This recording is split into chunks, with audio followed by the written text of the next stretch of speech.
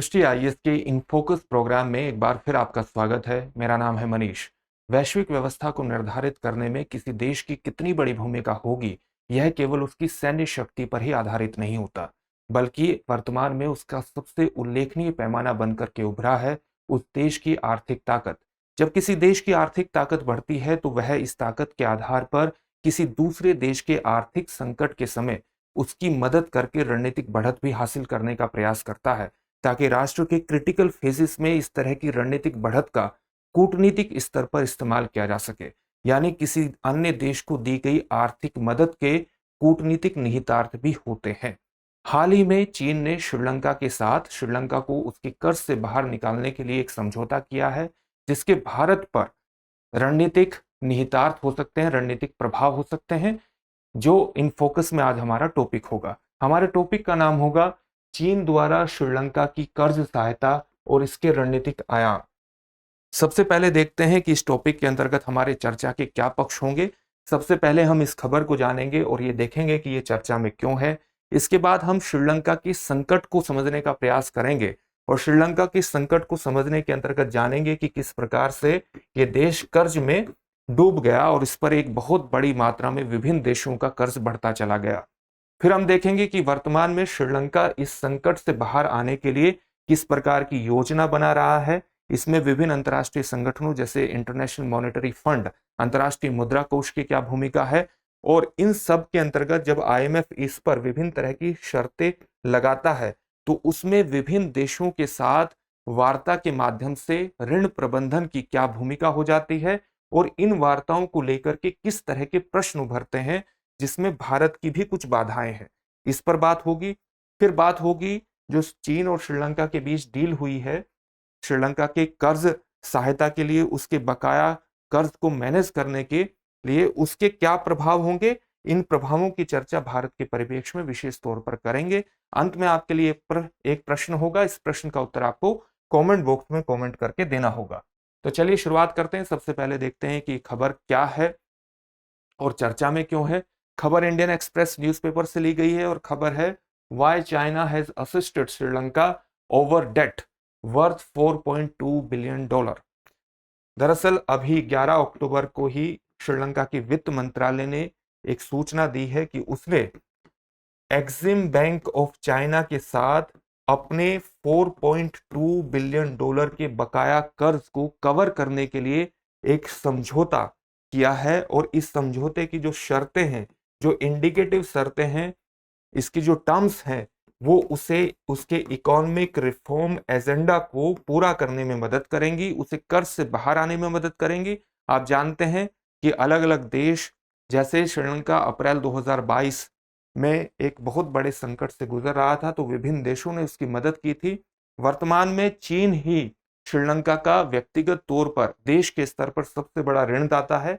$7 billion की उसका कुल ऋण बैठता है, जिसके अंतर्गत उसने हाल ही में एक्सिम बैंक के साथ $4.2 बिलियन के ऋण बकाया को कवर करने का एक प्रयास किया है।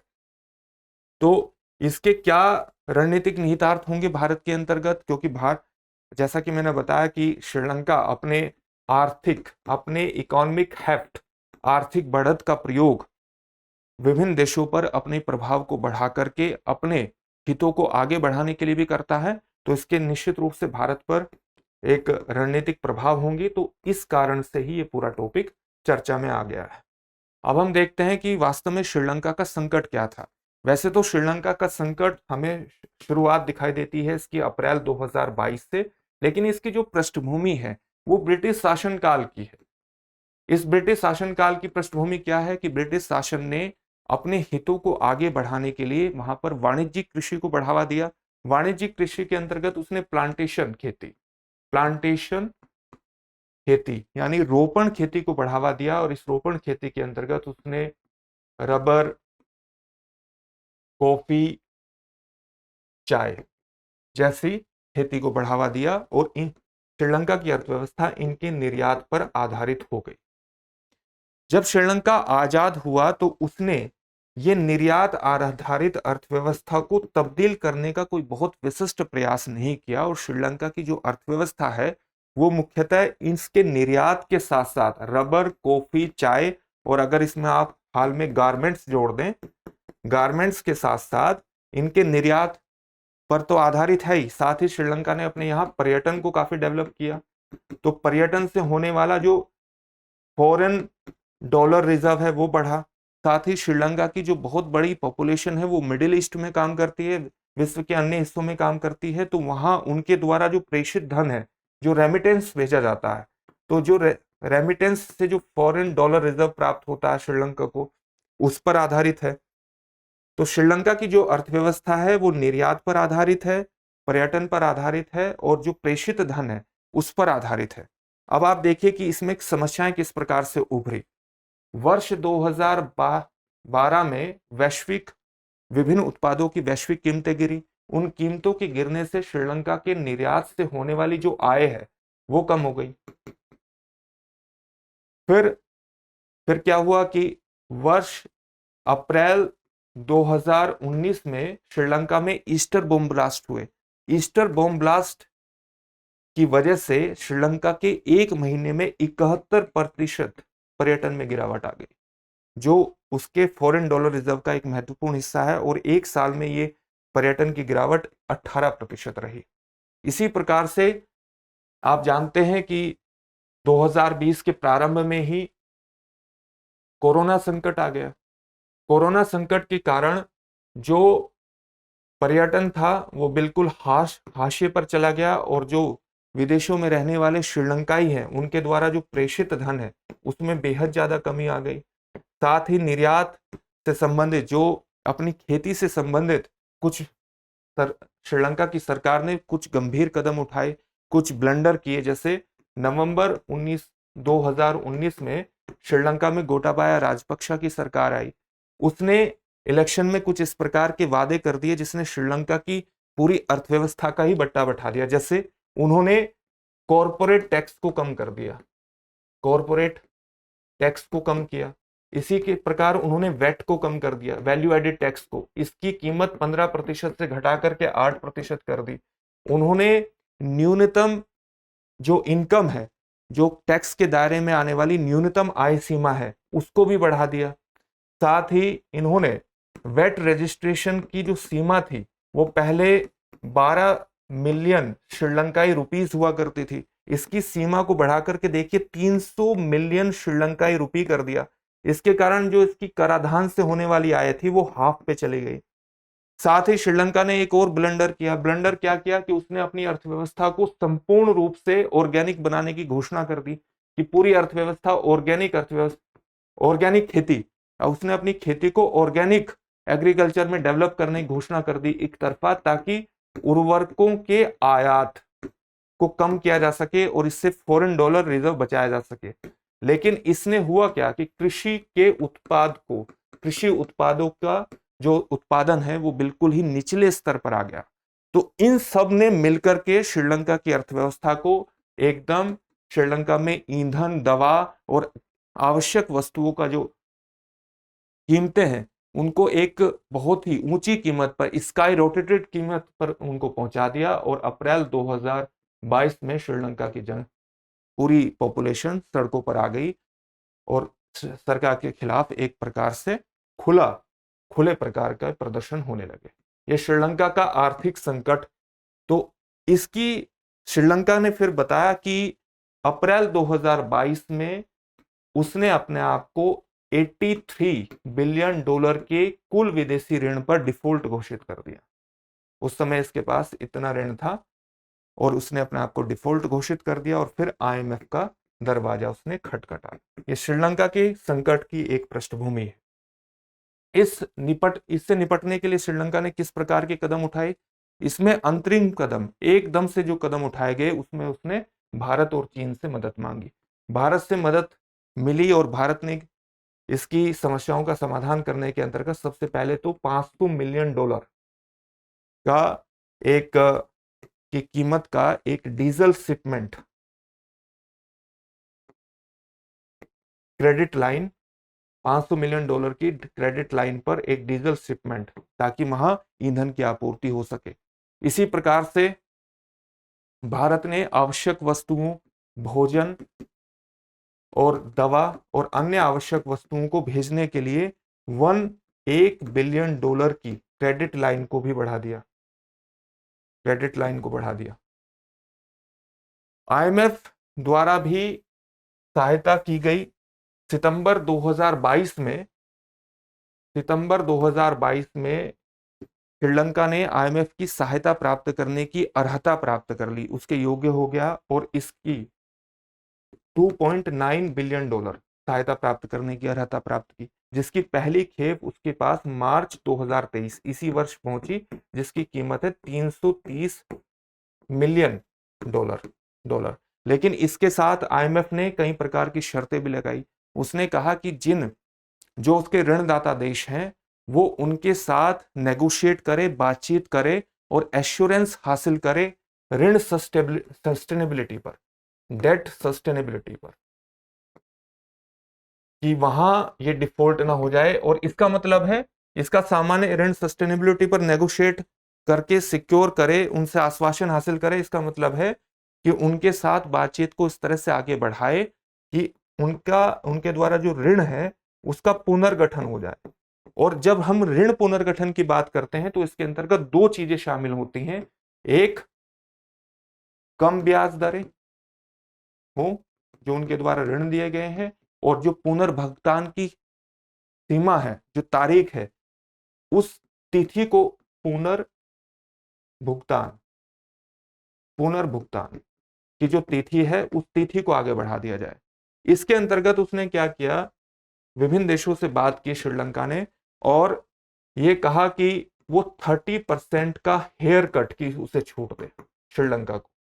विभिन्न देशों से बातचीत में 30% हेयर कट का मतलब क्या है कि जो विभिन्न निवेशकों द्वारा ऋण दिया गया है उसकी वैल्यू को 30% तक कम कर दे।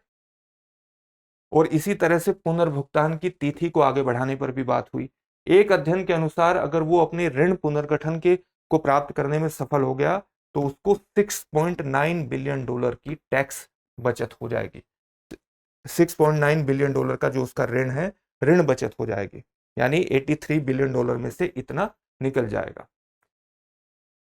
आईएमएफ द्वारा श्रीलंका द्वारा उठाए गए कदमों की समीक्षा भी की गई कि श्रीलंका ने अपने ऋण की समस्याओं का समाधान करने के लिए किस तरह के कदम उठाए हैं। और उस समीक्षा में उन्होंने कहा कि श्रीलंका ने जो मौद्रिक और राजकोषीय नीतियां अपनाई हैं, वो राजकोषीय नीतियां की वजह से प्रगति तो हुई है, लेकिन अभी भी श्रीलंका को अपने कर प्रशासन में कई प्रकार के सुधार करने पड़ेंगे। जैसे उसे अपने टैक्स प्रशासन को सुधारना पड़ेगा, कर प्रशासन में उसे जो टैक्स की चोरी होती है, टैक्स इवेजन होता है, उसको समाप्त करना पड़ेगा।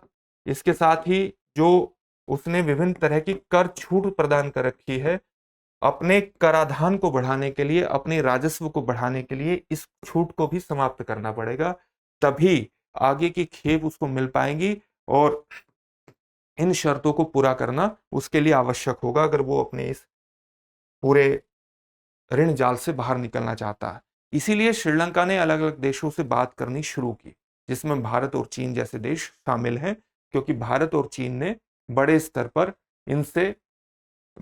पर इन श्रीलंका को ऋण दिया हुआ है। इसमें एक महत्वपूर्ण विवाद महत्वपूर्ण प्रश्न उभर करके आया पेरिस समूह का, पेरिस क्लब से संबंधित। ये विभिन्न देशों का, खासतौर से इसमें ज्यादातर विकसित देश शामिल है, जैसे America, Canada, Britain, France, Germany, Italy, Japan, south Korea, Australia, Brazil जैसे 22 देश इसमें शामिल हैं। और ये देश क्या करते हैं कि ये ऋणदाता देशों के अधिकारियों का समूह है, जो विभिन्न देनदारों की स्थितियों की समीक्षा करके समन्वित रूप से किसी भी देनदार द्वारा जो कर दिया जाता है, किसी भी देनदार द्वारा जो अपना टैक्स, अपने ऋण से बाहर निकलने के लिए जो उसकी देनदारी होती है, उसका टिकाऊ समाधान ढूंढने का प्रयास करते हैं, टिकाऊ समाधान निकालने का प्रयास करते हैं। लेकिन इसके अंतर्गत, क्योंकि आप जानते हैं जापान सम्मिलित है, चीन और भारत इसके अंतर्गत सम्मिलित नहीं है, तो इस पेरिस समूह ने क्या किया कि चीन और भारत को इसमें शामिल करने का प्रयास किया, ताकि चीन और भारत के साथ भी जो नेगोशिएटिंग शर्तें हैं श्रीलंका की, वो दूसरे राष्ट्रों और समूहों के समान हो सके। ऐसा ना हो कि ये दोनों देश अलग स्तर पर बात करके नेगोशिएटिंग टर्म्स को अलग रूप में परिभाषित करें और उससे एक इक्वालिटी ना रहे। लेकिन भारत की इसके अंतर्गत चिंता यह है कि भारत जब तक इसमें चीन शामिल नहीं हो सकता इस कॉमन प्लेटफॉर्म पर, तब तक भारत की ये चिंता रहेगी कि कहीं चीन श्रीलंका के साथ द्विपक्षीय वार्ता के माध्यम से एक इकोनॉमिक स्पेस अलग प्रकार का क्रिएट ना कर दे, जिसकी शर्तें ही भिन्न प्रकार की हो। साथ ही भारत ने श्रीलंका के आपात के समय उसको $4 बिलियन की मदद की हुई है। श्रीलंका इस मदद को ऋण पुनर्गठन, डेट रीस्ट्रक्चरिंग के अंतर्गत शामिल करना चाहता है, जबकि भारत का दृष्टिकोण इस पर बिल्कुल भिन्न प्रकार का। तो ऋण वार्ताओं के अंतर्गत जो विभिन्न अलग अलग देशों के साथ ऋण वार्ता श्रीलंका की चल रही है, उसको लेकर के कुछ प्रश्न भी हैं जिनके अभी समाधान होने बाकी है। अभी सितंबर 2023 तक जापान, भारत और फ्रांस के साथ जो श्रीलंका की बात चल रही थी वो नतीजे पर पहुंचनी थी, लेकिन अभी तक ये वार्ताओं के रिजल्ट भी फाइनल नहीं हुए। चीन श्रीलंका डील का प्रभाव क्या हो सकता है? जैसा कि आप जानते हैं कि सबसे ज्यादा जो प्रभाव होगा ये होगा कि जैसा कि IMF ने इनको कहा है, श्रीलंका से कहा है कि विभिन्न देशों के साथ अपनी डेट रिस्ट्रक्चरिंग करके एश्योरेंस हासिल करे, तो इस एक्सिम बैंक ऑफ चाइना के साथ समझौते से श्रीलंका की जो श्रीलंका को IMF की दूसरी खेप प्राप्त होनी है $334 मिलियन की, उसकी एक पृष्ठभूमि का निर्माण हो जाएगा और चीन को आर्थिक एजेंडा लागू करने में अपना मदद मिलेगी। लेकिन जैसा कि आप जानते हैं कि जो चीन की स्थिति है वो हिंद महासागर में इस स्थान पर है, ये भारत है, यहाँ वेस्ट एशिया है, यहाँ अफ्रीका है और यहाँ साउथ ईस्ट एशिया है। तो ये वेस्ट एशिया, अफ्रीका और साउथ ईस्ट एशिया को जोड़ने वाले व्यापारिक मार्ग पर स्थित है। Sri Lanka BRI, belt and road initiative, जो चीन का एक महत्वाकांक्षी योजना है सिल्क रोड की, सामुद्रिक सिल्क रोड की, उसका हिस्सा भी है। साथ ही श्रीलंका ने, आप जानते होंगे कि श्रीलंका ने यहाँ पर एक हम्बनटोटा पोर्ट का विकास किया था, जिसकी लागत इतनी ज्यादा हुई कि श्रीलंका उसको चुकाने में सक्षम नहीं हो पाया और श्रीलंका को ये हम्बनटोटा पोर्ट चीन को 99 ईयर्स की लीज पर देना पड़ा। इसको अलग अलग देश द्वारा डेट ट्रैप डिप्लोमेसी, ऋण जाल डिप्लोमेसी के रूप में भी परिभाषित किया जाता है और ये कहा जाता है कि चीन द्वारा जो बेल्ट एंड रोड इनिशिएटिव है, इसके अंतर्गत विभिन्न देशों को जो उनकी आधारभूत संरचना को डेवलप करने के लिए ऋण प्रदान किए जा रहे हैं, ये वस्तुतः एक प्रकार का ऋण जाल है जो अपने आर्थिक ताकत के आधार पर विभिन्न देशों में अपने हितों को बढ़ाने का एक दृष्टिकोण है, जिससे भविष्य में उसे रणनीतिक बढ़त हासिल हो सके। इसी प्रकार के कंसर्न हिंद महासागर में भारत के भी हैं और भारत का ये कहना है कि आर्थिक हितों को आगे बढ़ाने के बाद यहाँ चीन की सैन्य उपस्थिति भी बढ़ सकती है और सैन्य उपस्थिति की बढ़ने के बाद यहाँ पूरे क्षेत्र में भारत के आसपास निगरानी, मॉनिटरिंग भी बढ़ सकती है उसकी। इसलिए भारत इस पूरे मुद्दे के प्रति बेहद सजग है, खासतौर से जो ये आर्थिक मदद और आर्थिक नेगोशिएशन चीन के साथ श्रीलंका के चल रहे हैं, ताकि भारत पर उसके रणनीतिक प्रभावों को काफी सीमित किया जा सके। ये इस पूरे मुद्दे का एक रणनीतिक दृष्टिकोण है। अंत में एक प्रश्न देख लेते हैं। प्रश्न क्या है? निम्नलिखित में से कौन सा या कौन से कथन सही है या है? आपका पहला कथन है श्रीलंका का सबसे बड़ा विदेशी ऋणदाता राष्ट्र भारत है। आपका दूसरा कथन है दक्षिण पूर्व एशिया, पश्चिम एशिया और अफ्रीका के बीच सामुद्रिक व्यापारिक मार्ग पर स्थित होने के कारण श्रीलंका का विशिष्ट सामरिक महत्व है। आपके ऑप्शंस हैं केवल एक, केवल दो, एक और दो दोनों, न तो एक और न ही दो। इस प्रश्न का उत्तर आप हमें कमेंट बॉक्स में कमेंट करके जरूर लिखिए। साथ ही आप एक और प्रश्न का उत्तर दे सकते हैं। BRI, जो आपको बताया गया सामरिक दृष्टिकोण के अंतर्गत, BRI की फुल फॉर्म आप कमेंट बॉक्स में कमेंट करके जरूर लिखिए। फिर से एक नए सेशन में आपसे मुलाकात होगी। धन्यवाद।